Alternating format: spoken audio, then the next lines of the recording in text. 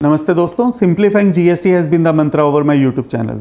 दोस्तों अब हम बात करने वाले हैं सर्कुलर नंबर 226 की, जो कि आया था 11 जुलाई 2024 को। और ये सर्कुलर एक ऐसे मुद्दे को डिस्कस करता है, एक ऐसे इशू को एड्रेस करता है जिसके बारे में पहले ज़्यादा अच्छे से नहीं सोचा गया और इस सर्कुलर के द्वारा उस इशू को एड्रेस किया गया है। दोस्तों, यदि कोई एक्सपोर्ट करता है गुड्स को with payment of tax, means not with LUT के सारे को लिए बिना, विदाउट एलयूटी यदि कोई एक्सपोर्ट ऑफ गुड्स करता है with payment of IGST, in that case जो रिफंड दिया जाता है वो कस्टम के द्वारा दिया जाता है। सपोज कीजिए मिस्टर ए ने एक्सपोर्ट ऑफ गुड्स कर दिया है विद आईजीएसटी, 1 करोड़ रुपए के गुड्स उसने एक्सपोर्ट कर दिए हैं।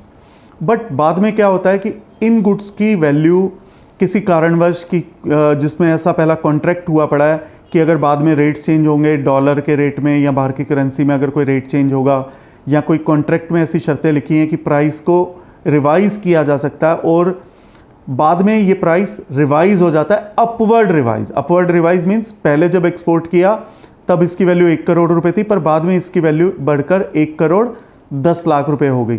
तो जो पहले जो एक्सपोर्ट के जो डॉक्यूमेंट्स हैं, कस्टम जो रिफंड देता है, क्योंकि with payment of tax goods के केस में जो रिफंड है वो दिया जाता है कस्टम के द्वारा, तो कस्टम तो हमें रिफंड देगा सिर्फ 1 करोड़ रुपए के ऊपर। और बाद में जो वैल्यू अपवर्ड रिवाइज हुई, तो इसमें भी सप्लायर को, मिस्टर ए को, जिसने एक्सपोर्ट ऑफ गुड्स किया है विद पेमेंट ऑफ टैक्स किया है, आईजीएसटी पे करके किया है, उसको 10 लाख रुपए का डेबिट नोट रेज करना पड़ेगा और इसके ऊपर भी आईजीएसटी सरकार को देना पड़ेगा, डिपार्टमेंट को देना पड़ेगा। पर उस 10 लाख रुपए के लिए जो रिफंड है, जो अपवर्ड रिवाइज हुआ है गुड्स का, उसका रिफंड कस्टम के द्वारा नहीं दिया जाता, उसका रिफंड दिया जाएगा जुरिस्डिक्शनल अफसर के द्वारा। तो उसके लिए अप्लाई कैसे करना है, उसके लिए अप्लाई करने के लिए जो विधि है वो इस सर्कुलर के द्वारा बताई गई है। RFD 01 भरना है और ये जो एप्लीकेशन जाएगी वो जुरिस्डिक्शनल अफसर के पास ही जाएगी। अगर 1000 रुपये से नीचे है तो सेक्शन 54 में लिखा हुआ है कि रिफंड नहीं मिलेगा।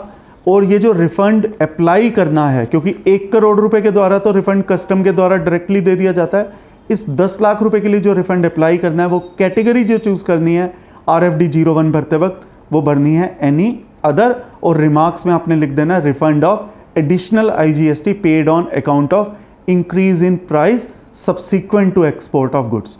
जब गुड्स एक्सपोर्ट किए, गुड्स की वैल्यू 1 करोड़ रुपए थी, बाद में इनकी वैल्यू बढ़कर 1 करोड़ 10 लाख रुपए हो गई।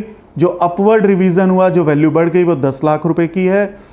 एक्सपोर्टर ने 10 लाख रुपए पे आईजीएसटी जमा करवा दिया है, अब एक्सपोर्टर को रिफंड लेना है। इस 10 लाख रुपए पे रिफंड कस्टम के द्वारा नहीं दिया जाएगा, जुरिस्डिक्शनल अफसर के द्वारा दिया जाएगा। एक्सपोर्टर को RFD 01 भरना है और रिफंड अब डिपार्टमेंट के द्वारा दिया जाएगा। और किस कैटेगरी में अप्लाई करना है? एनी अदर कैटेगरी में अप्लाई करना है। रिफंड का अमाउंट 1000 रुपये से कम नहीं होना चाहिए, नहीं तो सेक्शन 54 के अंतर्गत आप रिफंड क्लेम नहीं कर सकते हैं। जो टाइम लिमिट दी गई है वो 2 साल दी गई है, जैसा कि सेक्शन 54 में ऑलरेडी लिखा गया है, बताया गया ऑलरेडी। और कौन से डॉक्यूमेंट्स जोड़ने हैं? आपको शिपिंग बिल जोड़ना है, ओरिजिनल इनवॉइस जोड़ने हैं और कॉन्ट्रैक्ट या ऐसे डॉक्यूमेंट जोड़ने हैं जिससे ये डिटरमाइन हो कि आपने प्राइस को बाद में रिवाइज क्यों किया है। और आपको रेलेवेंट डेबिट नोट भी जोड़ना है जिसके द्वारा आपने 10 लाख रुपए का फर्दर जो डेबिट नोट रेज किया।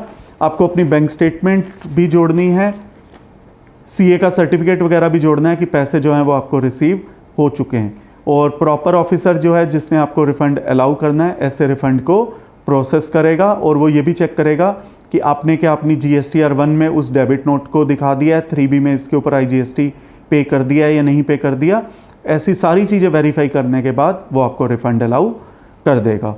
साथ के साथ इसी सर्कुलर में इस बात को ये भी लिखा है कि यदि प्राइस अपवर्ड ना होने की बजाय डाउनवर्ड हो गया, जब आपने एक्सपोर्ट ऑफ गुड्स किया तब तो उन गुड्स की value with payment of IGST 1 crore रुपए थी, बट बाद में वो वैल्यू 90 लाख रुपए रह गई।